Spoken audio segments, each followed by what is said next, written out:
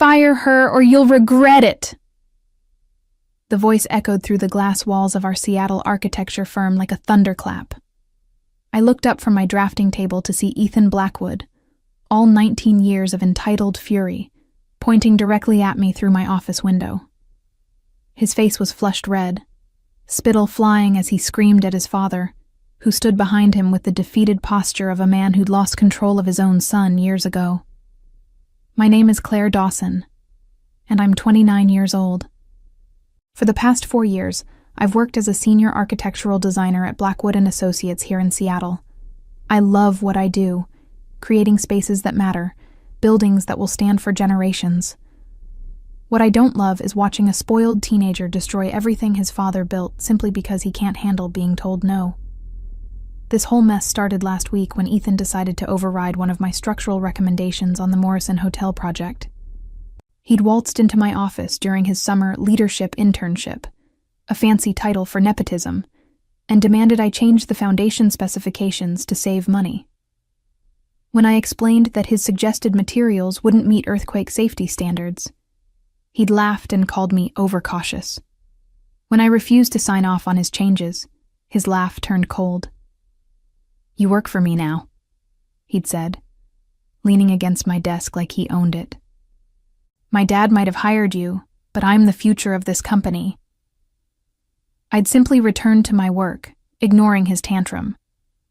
That had been my first mistake, not because I was wrong, but because I'd underestimated just how vindictive a 19-year-old with daddy issues could be.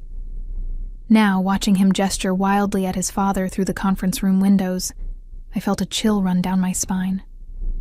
Mr. Blackwood's shoulders sagged as he nodded slowly, glancing in my direction with what looked like genuine regret. The other employees had gone silent, their keyboards clicking to a halt as they watched the drama unfold. Ethan's voice carried even through the soundproofed glass. "She questioned my authority in front of the whole team. If you don't fire her today, I'll make sure you regret keeping her around." The threat hung in the air like smoke from a fire that was just beginning to burn. I knew then that this wasn't just about a disagreement over building materials. This was about power, respect, and a young man who'd never been told he couldn't have exactly what he wanted, exactly when he wanted it.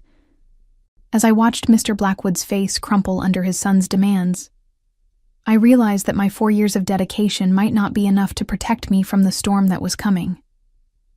The thing about working for a family business is that you're never really just an employee. You're caught in the crossfire of every family dysfunction, every unresolved conflict, every power struggle that should have been settled at the dinner table years ago. At Blackwood & Associates, that dysfunction had a name: Ethan Blackwood. I'd known about Ethan long before he started his internship last month. Mr. Blackwood, despite being one of Seattle's most respected architects, always spoke about his son with a mixture of pride and exhaustion. "He's got big ideas," he'd say, then add quietly, "maybe too big for his own good." What he never mentioned was that Ethan had been kicked out of 2 colleges for academic misconduct and had spent the last year burning through his trust fund on failed startup attempts. When Mr. Blackwood announced that Ethan would be joining us for the summer to learn the business from the ground up, I'd hoped it might humble the young man. Instead, it seemed to inflate his ego even further. Within days, he was strutting around the office like he'd already inherited the company, making demands and questioning decisions that had taken me years to earn the right to make. The Morrison Hotel project was my baby. I'd spent months working with the client, a boutique hotel chain, to design a building that would withstand Seattle's seismic activity while maintaining the aesthetic beauty they wanted. Every calculation had been triple-checked, every material choice justified by both safety requirements and budget constraints. When Ethan suggested we use cheaper foundation materials, I didn't just refuse on principle. I refused because people's lives were at stake. "You're being dramatic," he'd said when I explained the earthquake risks. "Buildings fall down because of bad design, not because of foundation materials." That comment alone showed me everything I needed to know about Ethan's understanding of architecture. But when I tried to educate him, he'd cut me off with a wave of his hand. "I don't need a lecture from someone who's never run a business," he'd snapped. "My dad built this company from nothing. I grew up hearing about every project, every decision. You think 4 years here makes you an expert?" The irony was that Mr. Blackwood had built his reputation on exactly the kind of meticulous attention to safety that I was advocating. But Ethan seemed to view his father's caution as weakness, something to be overcome rather than respected. As I watched him now through the conference room glass, gesticulating wildly while his father stood silent, I wondered if this was the first time Mr. Blackwood had ever really seen his son for who he'd become. The call came exactly 30 minutes after Ethan's meltdown. "Claire, could you come to my office, please?" Mr. Blackwood's voice was carefully neutral, but I could hear the weight of defeat underneath. He was going to fire me. After 4 years of successful projects, of staying late to meet deadlines, of building relationships with clients who specifically requested to work with me, all of it was about to end because a teenager couldn't handle being told no. I gathered my things slowly, taking one last look around the office that had been my sanctuary. The walls were covered with blueprints from projects I'd shepherded from concept to completion. The waterfront condominiums that had won a sustainability award, the community center that had revitalized a struggling neighborhood, the office building whose innovative design had been featured in Architectural Digest. All of it meant nothing now. When I knocked on Mr. Blackwood's door, he didn't look up from his desk. "Come in, Claire. Please, have a seat." I remained standing. "You're firing me." He finally met my eyes, and I saw years of disappointment etched into his face. Not disappointment in me, but in himself. "I'm sorry. I truly am. He's made it clear that he won't work with you, and he's family." "He's 19 years old," I said quietly. "He's been here for 1 month. I've been here for 4 years." "I know." His voice was barely above a whisper. "I know exactly what this looks like, and I hate myself for it. But he's my son, Claire. He's all I have left since my wife died, and if I don't support him now..." He trailed off, but I understood. This wasn't really about me or my job performance. This was about a father who'd lost his wife and was terrified of losing his son too, even if that son was destroying everything he'd worked to build. It was about guilt and grief and the desperate hope that maybe, somehow, giving Ethan what he wanted would finally make him the man his father needed him to be. But understanding Mr. Blackwood's motivations didn't make the betrayal hurt any less. I'd trusted this man, respected him, believed that merit mattered more than blood relationships. As I stood there watching him struggle to find words that might make this firing seem reasonable, I felt something shift inside me. The hurt was still there, sharp and fresh, but underneath it was something harder. Resolve. "Before you say anything else," I said, keeping my voice steady, "you should check your email." Mr. Blackwood frowned, glancing at his computer screen. "Claire, I don't think... Please, just check your email."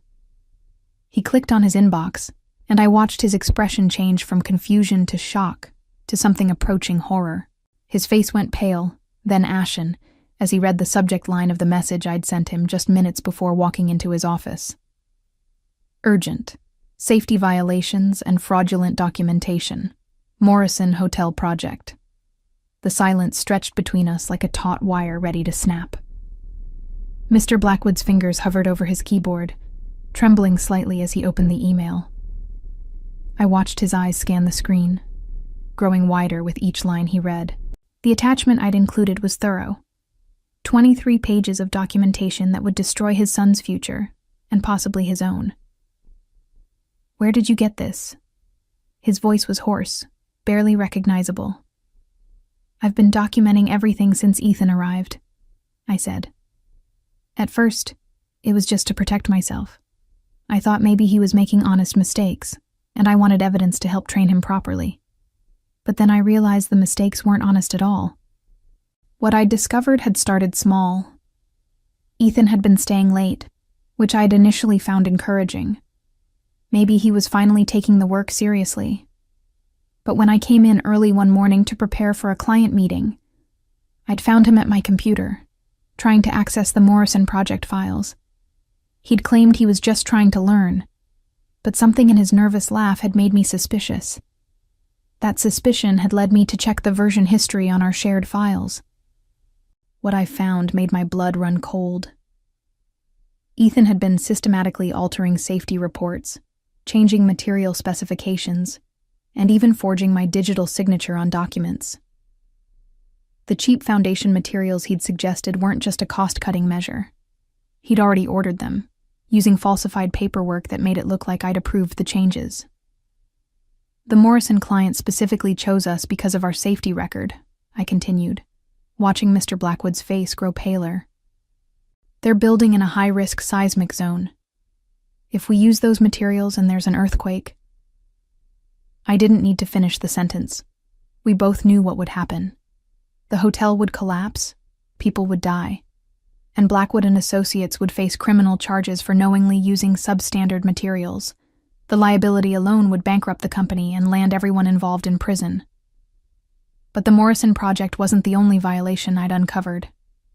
Ethan had been corresponding with contractors, using his father's email account to negotiate kickbacks on material purchases. He'd been skimming money from project budgets, hiding the theft by inflating labor costs on invoices. Most damning of all, he'd been selling proprietary designs to competitors, copying blueprints from our servers and passing them off as his own work. The Hartwell Plaza design, I said, naming our most recent competition loss. The winning firm's proposal was identical to ours.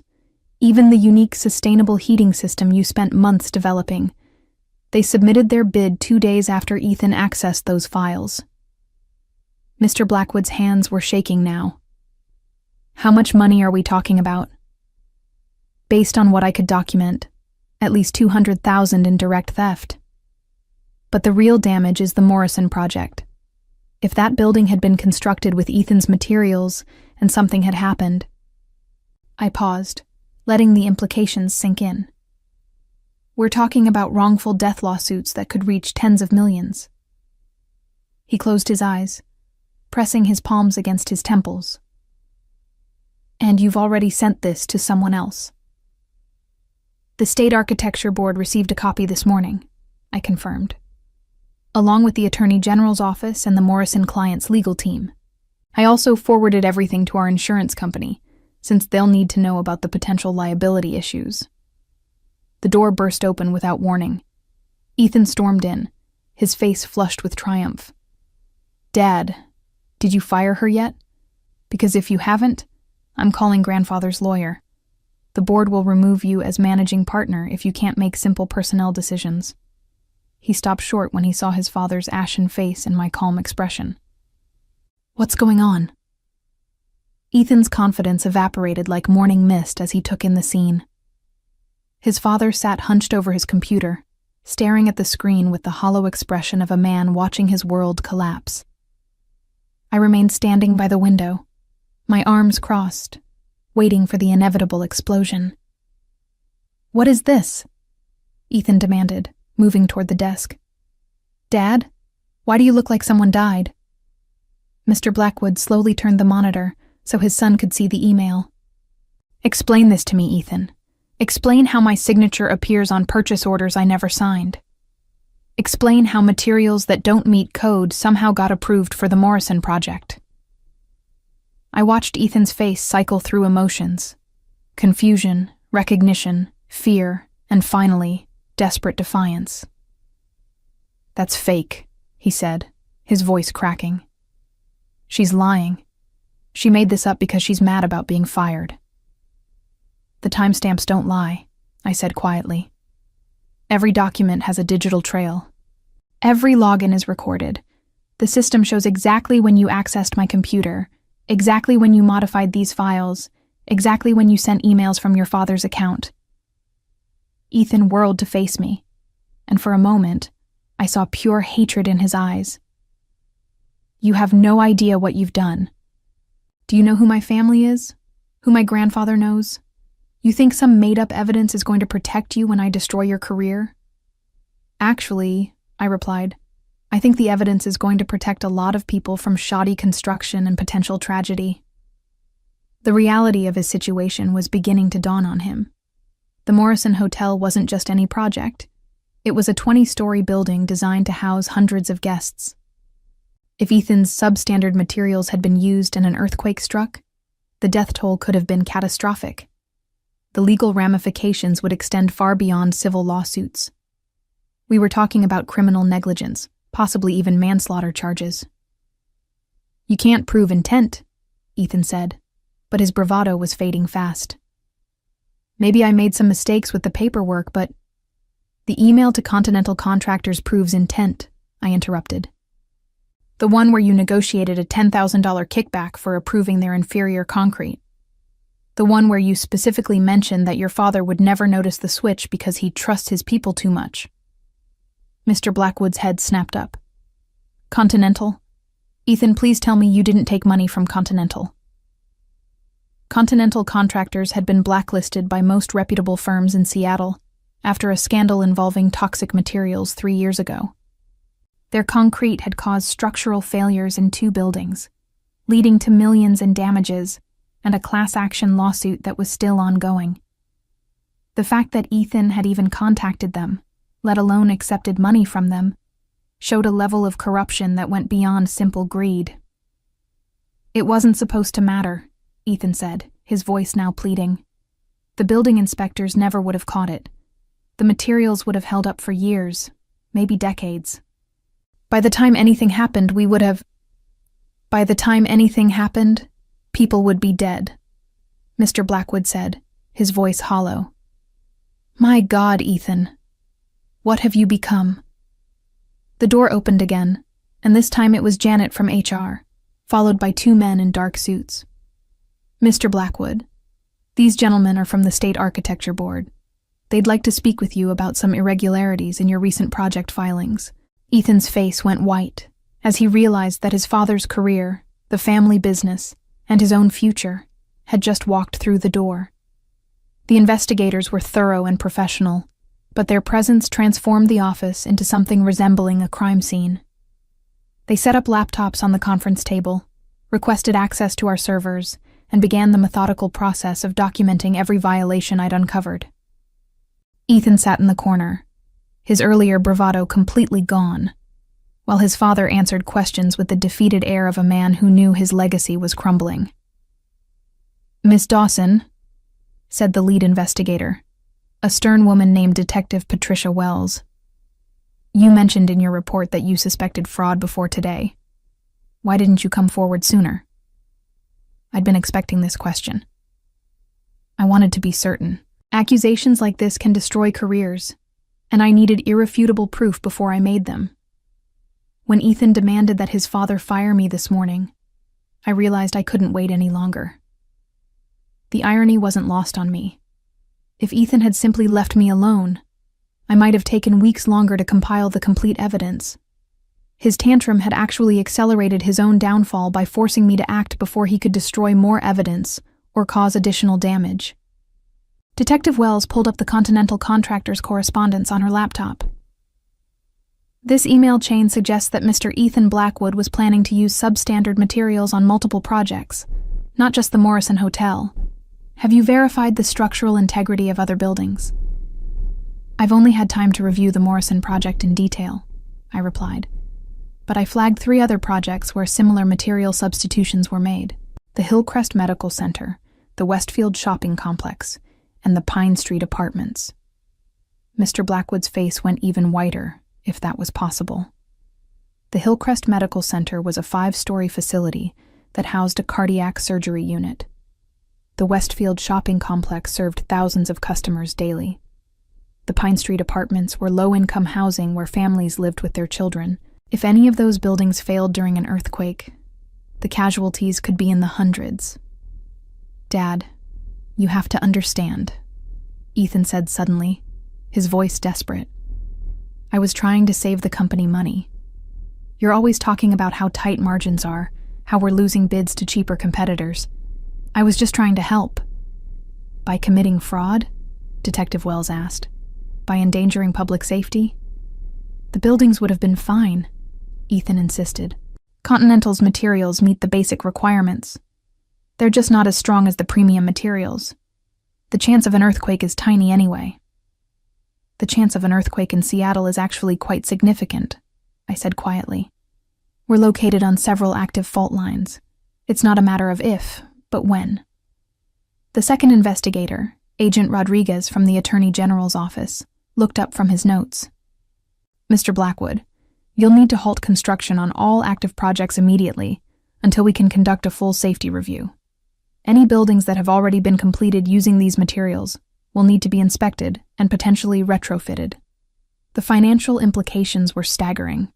Blackwood and Associates would be liable for the cost of retrofitting every building where substandard materials had been used. They'd face lawsuits from clients, regulatory fines, and almost certainly criminal charges. The company that Mr. Blackwood had spent 30 years building would be destroyed within months. What about me? Ethan asked, his voice small. What happens to me? Detective Wells closed her laptop and stood up. Mr. Ethan Blackwood, you're under arrest for fraud, conspiracy, and reckless endangerment. You have the right to remain silent. As she read him his rights, I felt a strange mixture of satisfaction and sadness. Justice was being served, but watching a family destroy itself was never pleasant, even when that destruction was entirely self-inflicted. The handcuffs clicked shut around Ethan's wrists with a finality that seemed to echo through the entire office. His transformation from entitled prince to common criminal was complete, and everyone who had witnessed his arrogance over the past month was now watching him be led away by federal agents. The young man who had strutted through our offices demanding respect was now shuffling toward the elevator with his head down, his hands bound behind his back. This is insane, he shouted over his shoulder as the agents guided him toward the exit. Dad, call grandfather's lawyer. Call everyone. They can't do this to me. But Mr. Blackwood stood frozen behind his desk, staring at his son with the expression of someone who no longer recognized the person they were looking at. The realization that his child, his only child, was a criminal, seemed to have broken something fundamental inside him. Detective Wells turned to address the growing crowd of employees who had gathered to watch the arrest. This is an ongoing investigation, she announced. All work on current projects is suspended pending safety reviews. Anyone with information about potential violations should contact our office immediately. As Ethan disappeared into the elevator, still protesting his innocence, I felt the eyes of my coworkers turning toward me. Some looked grateful. They'd seen Ethan's behavior and knew what kind of person he really was. Others seemed shocked that the quiet architect they'd worked with for 4 years had just brought down the boss's son. A few looked concerned, probably wondering if their own jobs were safe. Janet from HR approached me hesitantly. Claire, I'm not sure what your status is right now. Technically, Mr. Blackwood was in the process of firing you when his son was arrested for fraud, I finished calmly. I think my employment status is the least of anyone's concerns right now. The aftermath was swift and devastating. Within hours, news of Ethan's arrest had spread throughout Seattle's architectural community. Local media picked up the story, running headlines about the trust fund architect who had risked public safety for personal profit. The Morrison Hotel client immediately terminated their contract and threatened a lawsuit. Other clients began calling to demand explanations about the safety of their projects. Mr. Blackwood aged 10 years in a single day. He spent the afternoon on conference calls with lawyers, insurance companies, and the state architecture board, each conversation leaving him more deflated than the last. When the board announced they were launching a formal investigation that could result in the permanent revocation of his license, he simply sat in his office, staring out the window at the Seattle skyline his buildings had helped create. By evening, the inevitable happened. The board of directors, led by Ethan's grandfather, called an emergency meeting. Mr. Blackwood was given a choice: resign voluntarily or be removed for cause. The family business that had been his life's work would continue under new leadership, but his name would be quietly erased from the letterhead. I built this company to leave something meaningful for my son, he told me during our final conversation. Instead, I leave him facing 20 years in federal prison.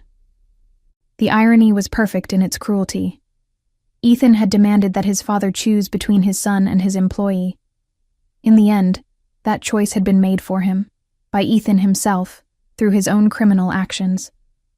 The spoiled young man who had thought himself untouchable had destroyed not only his own future, but his father's legacy as well. As I cleaned out my office that evening, I wondered if Ethan finally understood that actions have consequences, or if he was still blaming everyone else for his downfall. 3 months later, the full scope of Ethan's crimes had been revealed. Federal investigators found evidence of fraud totaling over $800,000 across multiple projects. His kickback scheme with Continental contractors had endangered the structural integrity of 7 buildings throughout Seattle. The Pine Street apartments, which housed low-income families, had to be evacuated when inspectors found critical weaknesses in the foundation. Ethan pleaded guilty to fraud, conspiracy, and reckless endangerment, receiving a sentence of 15 years in federal prison. His grandfather, humiliated by the scandal, cut off all financial support, leaving Ethan to face his punishment without the family wealth that had enabled his arrogance. The once confident young man who had believed himself above consequences now spent his days in an orange jumpsuit, working in the prison laundry for 30 cents an hour. Mr. Blackwood's health deteriorated rapidly after losing his company and his son. He suffered a mild heart attack 2 months after the scandal broke, and now lived quietly in a modest apartment, his reputation in ruins and his architectural license permanently revoked. As for me, the new management at the firm, now renamed Seattle Structural Design, offered me Ethan's intended position as project director. I accepted, not out of revenge, but because someone needed to ensure that the buildings we designed would actually protect the people who use them. On my first day in my new office, I looked out at the city skyline and thought about how differently things might have gone if I had simply accepted Ethan's demands and kept quiet. Sometimes the greatest victory isn't in shouting back at those who try to destroy you. It's in staying silent until the perfect moment to let their own actions speak louder than any words ever could.